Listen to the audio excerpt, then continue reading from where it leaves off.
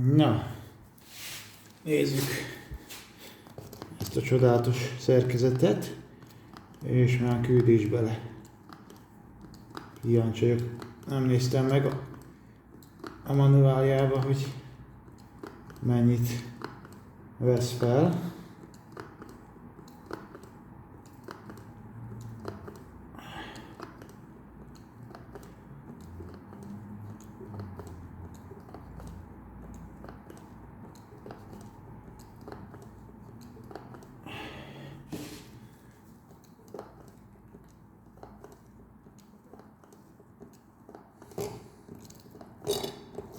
De hát ezt már, halljátok, ezt be is csippantottam mindjárt.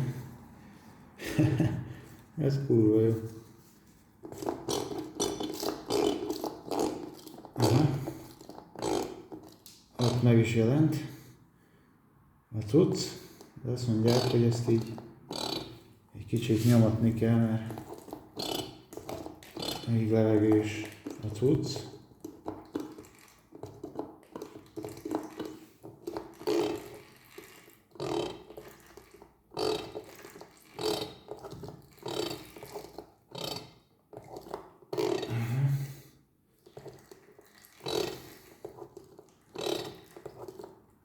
Úgyhogy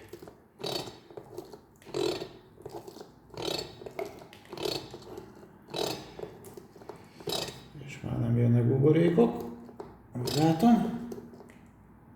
Na jó, ennyi lesz a történet. Beleküldtünk. Yeah.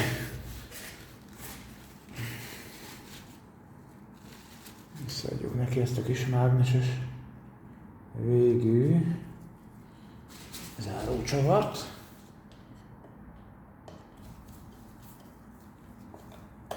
Ja.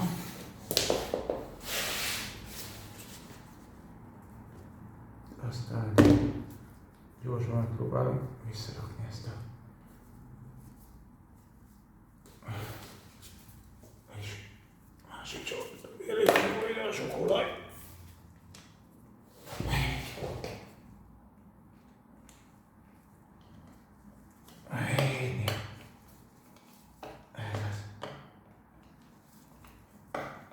Egy kisebb csavarhúzat adunk neki mindjárt.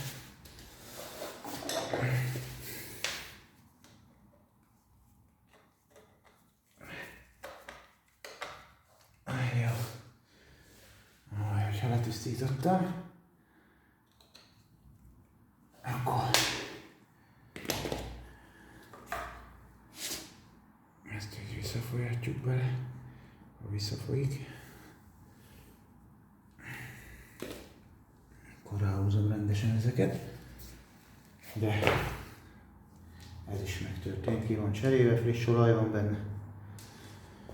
Úgyhogy igazából nagyon azt mondom, hogy vízre lehet tenni, mert minden megvan és készen áll a matrica szetten kívül. Úgyhogy ennyi.